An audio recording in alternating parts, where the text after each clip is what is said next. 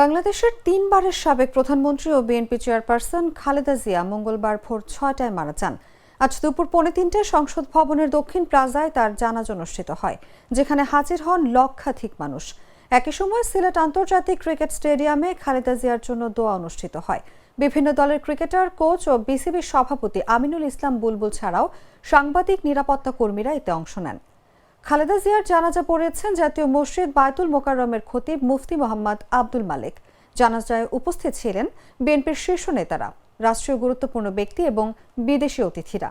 পুরো আয়োজন পরিচালনা করেন বিএনপির জাতীয় স্থায়ী কমিটির সদস্য নজরুল ইসলাম খান।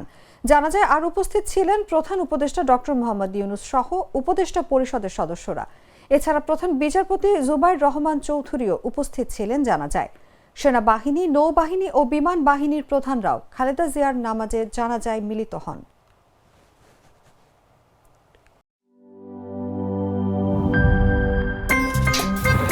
আমার একটা স্মার্ট সিদ্ধান্তে 25% গ্যাসের খরচ কমেছে। ভাবছেন কিভাবে?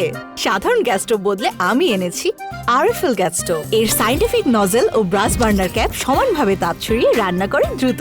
তাই গ্যাসও বাঁচায় 25%, টাকাও বাঁচে 25%। আরএফএল গ্যাস স্টোভ নিরাপদ ও গ্যাস সাশ্রয়ী।